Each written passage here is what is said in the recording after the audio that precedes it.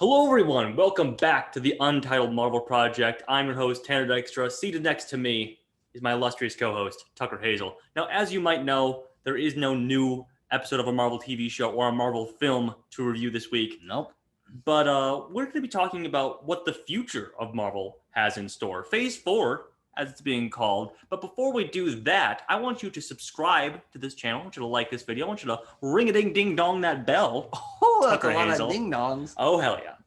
Because we're going to, Untitled Marvel Project, we're going through a bit of a change-up. We're not going to be doing weekly episode recaps. We're going to be sort of cutting that down, do a premiere, mid-season, and finale series wrap-up. And in between, we'll be doing topics like this. We might even throw in a comic book club. So you want to stay in tune for that. But Yes. Tucker, back to the premise of this video. Yeah, the future of Phase 4 of the Marvel Cinematic Universe, which has now very clearly been extended to the Marvel Cinematic Multiverse, as made obvious by Kang's introduction in the last episode of Loki Season 1. Yes. And so a little bit of behind the scenes here. This is not our first time trying to record this video. Zoom was messing up yesterday, so we're here again in person. We're always in person because he lives like one door down from me. Exactly. But the main thing that I want to talk about for the future of the Marvel Cinematic Universe is that Kang has been introduced so early on, is clearly going to be a very big influence and villain for the future of Phase 4. And I think that is because they're setting up a battle of Kangs. We're going to get multiversal, different kinds of Kangs, some crazier ones, some that'll die off, some that'll be the one Kang to rule them all. And I think it is that titular King Kang that will be the ultimate villain of Phase 4 as we get Jonathan Majors in all these different roles leading up to, holy shit, the real Kang, the Conqueror. Yes. Who will be the final boss. See, I'm glad you said that, because my main concern about them introducing Jonathan Majors as He Who Remains or the Inquisitor or Kang or whatever he was in the final episode of Loki is that they're introducing him, if he is to be like the big bad of the series, they're introducing him very, very early on. Well, he's dead. Well, yes, but the concept of him. Yeah. I mean, the concept of Thanos didn't even come about until the post-credit scene of Avengers. Yeah. And even then, he wasn't an actual in-the-film threat until maybe Guardians of the Galaxy, if you want to count that. Sure. I would say, though, that is a little bit less interesting of a way to build up a character over it. We've only gotten one big bad over the course of, the Infinity Saga. But I think that having Jonathan Majors as Kang show up in multiple films, multiple versions of Kang leading towards that ultimate big bad is going to be a lot more engaging, and it's going to set up why that character is important and why it's a huge threat. Yes. Even more so than just the rumblings that Thanos existed, which is, it's cool in its own right, but I think I'm glad they're spicing it up. Yeah, they built up the lore of Thanos, but we're going to see infinite number of Kangs dropped into series and shows, or series and movies throughout the next several years. And I think that's really interesting. Yeah. We have the Infinity Saga. Now we're getting the Multiverse Saga, because as we know, multiverses are also a huge part. We're getting What If. We're getting Doctor Strange in the Multiverse of Madness. We're getting Spider-Man No Way Home. Yep. We're getting all these things that are going to have multiversal elements. And I'm just really interested to see if that will be like a segment of even like maybe Ant-Man and the Wasp Quantumania could have multiversal elements, since Kang is confirmed for that movie as well. But yeah, I'm just wondering if the multiverse is going to be a concept that'll be throughout all of the Marvel shows and movies, or if it'll be sort of contained to this, the next 2 years or something like that. The reason I would say it likely won't be through everything. Yeah. I think it's what things will be leading to. But we have such a variety of heroes being introduced in Phase 4 that it would really feel prohibitive to the differences in storytelling if every single series had to incorporate multiversal elements. You introduce Shang-Chi, you introduce Ms. Marvel and She-Hulk and Moon Knight, and those stories aren't as interesting if they're multiversal versions of that story. I agree. Because then you get, okay, we're kind of getting tired of seeing multiple versions of the same character in every single show. Yeah. And Kang showing up every single time, but keeping Miss Marvel to, a street level teen comedy, keeping Moon Knight to this action adventure thing that's somewhat separate works. But having the multiverse in the background and tying them in probably in larger ways later on. Miss Marvel, of course, leading into the Marvels, which I predict will be Kree Skrull War stuff, which would certainly feed very nicely into Secret Invasion, which would feed, or well, I guess the other way around. Secret Invasion would feed nicely into that, which would feed nicely into some more multiversal stuff because Captain Marvel is such a large scale universe jump around thing. Sure. But I think it'll ramp up like that, but I'm glad we're getting some teases of it earlier on. Yeah, I agree. I think they need to do a lot of legwork to get the audience okay with this concept early on. Yeah, which is why we got the extended discussion and explanation from Jonathan Majors in the finale of Loki. It was pretty extended. It was pretty. It was most of that episode. Well, I enjoyed it. Yeah, I agree. I very much enjoyed it. But Tucker, you alluded to some Secret Invasion stuff, which is a very large story in the Marvel comics that is just like, yeah, we're doing a TV show. Yeah. I mean, but the thing about the MCU is that they are finding their own ways to put spins on things. Kree Skrull War, I think, as the topic of Marvel, which is not confirmed, by the way, that's just my headcanon, is a large scale thing. Civil War is a huge thing in the comics. True. One movie. Yeah, true. But I think Secret Invasion, having been set up through Captain Marvel and the end of Far From Home and leading into that with presumably some other setups in between, maybe some She-Hulk stuff, who knows. I think it'll be fun to maybe even just see a smaller scale Secret Invasion. Like, not every character needs to be revealed to have been a Skrull the whole time. Yeah. It doesn't need to span the entire universe. I think, a few infiltrations, a little bit of distrust is going to make Secret Invasion a different version of that story and equally as interesting. So they'll sort of Civil War Secret Invasion. I mean, even then, Secret Invasion will be given more time than the Civil War story was, since this will be at least 6 hours-ish of a show rather than a 2.5 hour movie or whatever. But what I also really appreciate about Phase 4 is how they seemingly are doing like this sort of split level of grandeur and importance in their superhero films, because we get stuff like Loki or Secret Invasion, stuff like that are going to be dealing with large scale. This encompasses large scale concepts that encompass this is going to affect this movie, and this TV show. We're also doing we're getting the seeds planted of like a Dark Avengers, which is more like a ground level threat that can be tackled by maybe a Young Avengers of some kind, or maybe a New Avengers of some kind. But I think, because I honestly don't know if or how they will tie like the Dark Avengers into the multiverse stuff, but I think they absolutely don't really need to.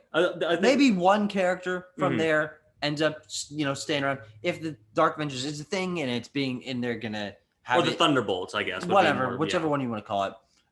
And that falls apart. One of the characters sticks around and ends up, fighting themselves in a multiversal thing.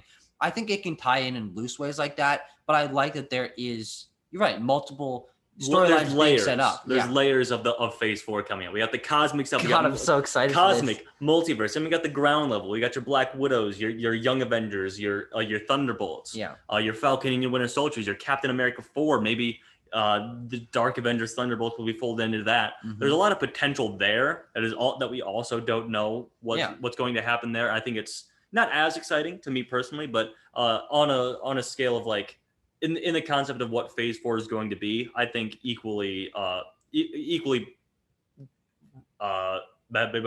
thing for possibilities, good possibilities to be found there. You're excited. I'm excited for it, in other words. No, but I do agree. I think the funny thing is we're getting, as you said, large scale multiversal universal stuff that is set up in your Thors, your Guardians and your Marvels and stuff. I didn't even think about like Guardians 3 and Thor: Love and Thunder and Fantastic Four.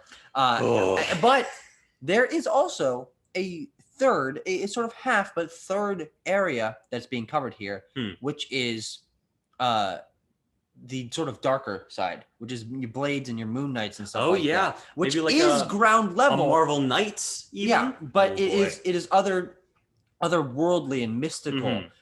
In a way, and Shang-Chi, I would say, also in that realm, that isn't strictly just what Hawkeye and Black Widow and Miss Marvel and stuff.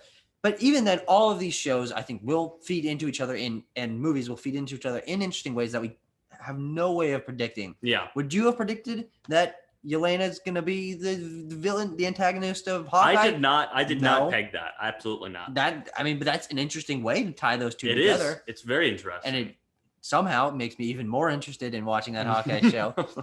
But I think the ways that each of these shows are impacting each other and movies, all the content is impacting each other, will start to become more obvious as we go, because we can project a lot of ideas. We can say, okay, WandaVision is going to have Mephisto. Loki's going to have Kang. We don't know exactly each one is going to be. It might pan out, might not.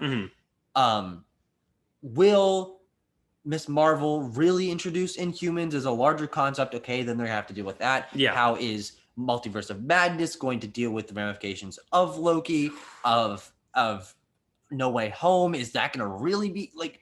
There's so many questions that I think by the end of this year we'll really have a better grasp on it, because what we're doing right now is planting seeds in the barest way, and I think that's nice. It's gonna be a nice, fun ramp up again. What we were watching leading to Endgame and Infinity War last time, we're kind of reeling it back. It's a little bit crazy, but we're reeling it back, and I think that's fun. Yeah, I mean, I think you have made a good point of like, we are insanely early on in phase 4 to be making these calls, and this making this video, and this is but this will be a fun time capsule that we can look back upon and say, oh, look at those idiots. They thought that Secret Invasion was going to be like a contained thing. It's all we're talking about now. Secret Invasion is everywhere. Yeah, and it's possible. It's entirely possible. But let us know what you think Phase 4 has in store in the comments about all those things. Because Tucker, I have one more topic. One more topic that I think needs to be addressed, and it's not a burning topic. It's not a burning question. It's more just like hey, that's like a weird, annoying thing that Marvel fans think about every now and then. And that's a terrible acronym that is known notoriously as the SPUMC. Oh, I see. The Sony Pictures Universe of Marvel Characters. Yes. Because it's this weird... I forgot we want to talk about that. It's a weird tango that Sony and Marvel are doing right now. It's a will they, won't they. It's a will they, won't they. Yeah. Mostly on the part of Sony, because they're always like, hey, we want to be part of the MCU, and Kevin Feige and the MCU is like, no, those are bad movies. We want you over here. You stick to your weird, greasy, dark part of the Marvel Cinematic Universe. Yeah. And I think a lot of what's coming up in terms of the SPUMC is so watery and wishy-washy, and we have basically no planned confirmed projects past like Kraven the Hunter, which is... We got Morbius, we got Venom 2, and we got Kraven the Hunter. And then everything else is in this void of, is it getting made? Is it canceled? Yeah. Is it a TV show now? What's going on? And even on top of that, the big ifs of, is Adrian Toomes showing up in Morbius the same version that we saw in Homecoming? Does that really matter? I think for me, I don't really care if it ties directly in, like if Venom ends up showing up in a later Spider-Man movie or whatever.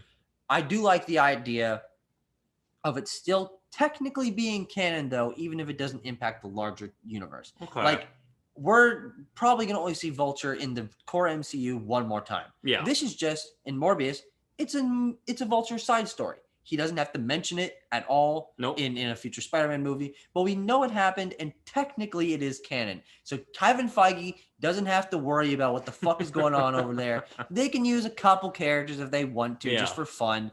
And Sony and their weird greasy corner of the universe gets to be happy that technically they're connected. And I think that's an ideal balance for that to go in, because it allows me to rank these as part of the cinematic universe. Sure, right at the bottom. But yes, but they don't have to be as important. Yeah, absolutely. Now, Tucker, you made a very thought out, nuanced take on the spump there. Yes. I'm gonna do a moonshot call right here. This is a big moonshot. I'm aiming for the moon. I'm pointing right to where I'm gonna bat this prediction at. Okay. All right. Okay. So the spunk, the Morbius, your Venoms, that takes place, Tucker. Stay with me here. In the Andrew Garfield Spider-Man universe. And that'll be tied in somehow, some way, maybe tangentially, maybe it'll be a larger thing that'll fold it in with multiverses in No Way Home. Sure. We saw Spider-Man mural on the wall in the Venom trailer or Morbius trailer. Yeah, Morbius, I think. Yes. They look very similar. I can't tell. I haven't seen them enough to really remember, especially the older ones. But that's my moonshot call, Tucker. Well, that's a moonshot call, but I don't think it's particularly ridiculous. No.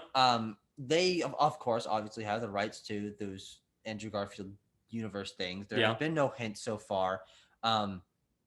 It is again what I'm saying, tied indirectly into the rest of the universe. If it is in the multiverse and multiverse is confirmed and we get Electro from that universe and it's confirmed that these movies are taking place in the universe, yeah, they're part of the Marvel Cinematic Multiverse, the MCM. Sure. Oh. But I do think that takes away a little bit of what I'm saying in terms of side stories, because we are going to be focusing on the core MCU.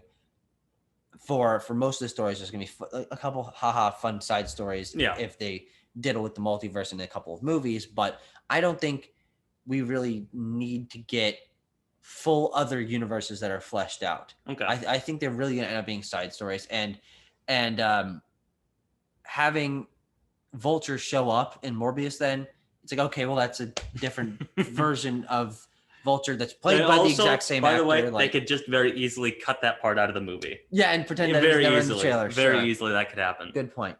But yeah, I mean, Tucker, I think what it comes down to is there's a lot of potential, and we're little babies who don't know anything as compared to the giant, big-brained universe controller that is Kevin Feige. Yeah. Mm-hmm. Anyway. He controls my universe. He controls my universe. And my heart. But you know who else controls our universe, Tucker? You, the viewer. Oh. Thanks for watching this video. Subscribe, ring a ding ding dong that bell, and Spider-Man 4 confirmed at the end of Multiverse of Madness. All right, thanks for watching, everybody.